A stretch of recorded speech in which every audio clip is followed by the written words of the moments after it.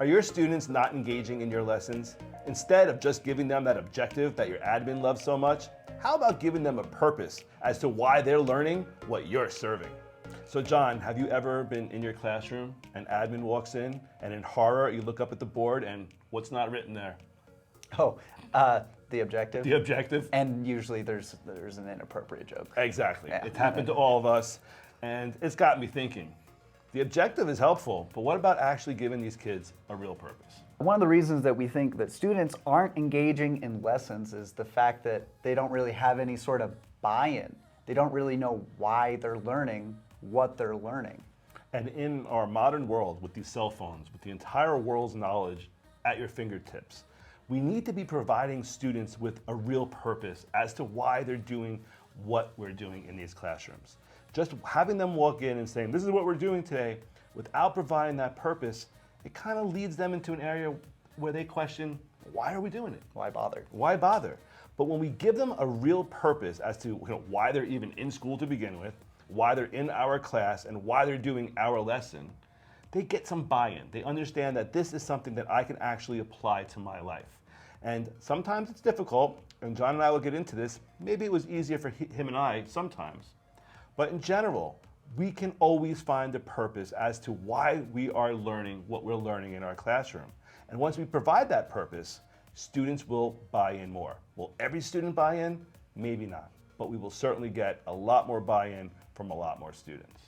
Definitely not every student's going to buy in. There's always that one.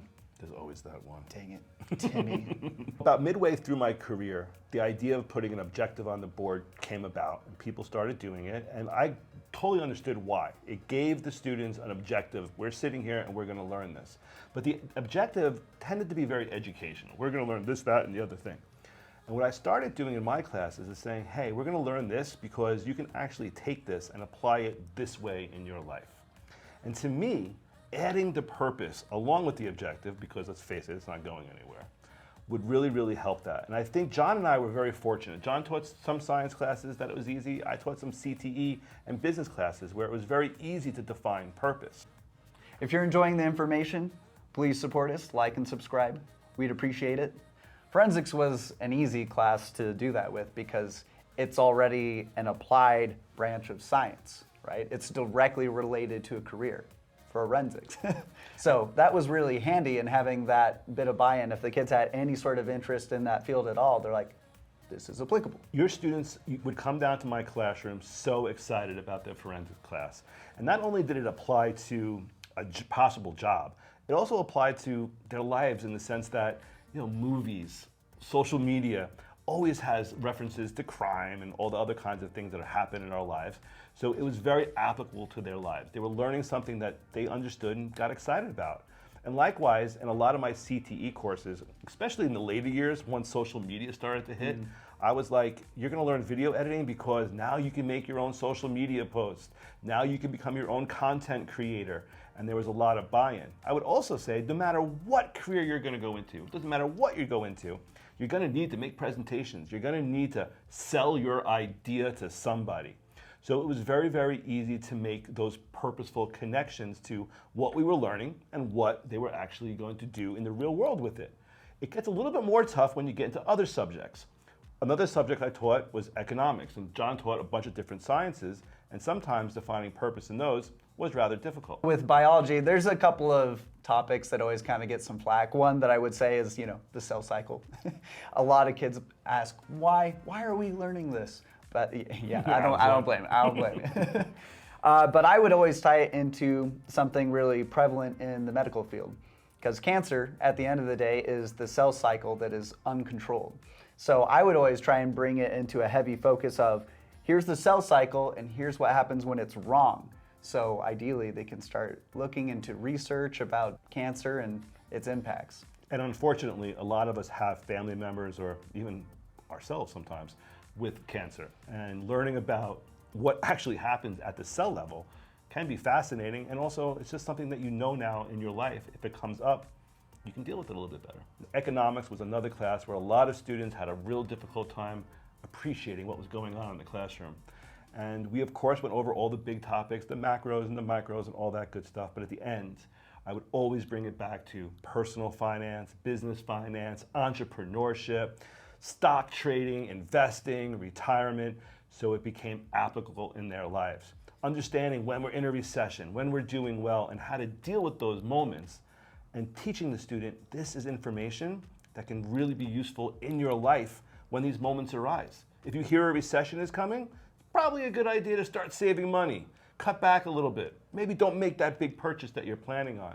And when you But I really want it. Oh, that Ferrari's getting better and better each day. But giving them that purpose is tough sometimes, but it always can be done. One of my favorites is a teacher that we both know did Romeo and Juliet. And he would always give the purpose of, hey, who knows what kind of crazy relationship you're going to get into in high school. Check out these two crazy teens and what they did. And maybe don't do it. And maybe don't do it. And also kind of talks about what happens when parents get involved in young love. You know, there's a lot of fascinating things there. So sometimes it might take a little bit more effort to come up with that purpose, but defining that purpose, I believe, and I think we've both seen, really enables students to engage, get better buy-in to your lessons. Another class that I taught often was incoming freshmen. It was either a technology course or some kind of course that would help them transition from middle school to high school. And what I found was the amazing lack of purpose as to why they were even in high school to begin with. I would talk to them and say, do you know what you're doing here? And they would all have kind of different answers, but it was very elusive for someone to really understand that they were there to create the foundation of their lives. Because mom told me to go here. You know, that it wasn't just a social, fun experience for the next 4 years, that people were there to actually create a foundation for life and to begin to look forward to a career, to college, to tech, whatever it is you're going to be doing with your life. So what John and I have done is created a course called The Purpose of High School. And it's a 3 to 5 day course that allows teachers to teach students why they are actually sitting in the classroom. We do that through something called the 7 Purposes of High School. And then day 2, we do the ramifications of dropping out of high school. We call that dropping out is not an option.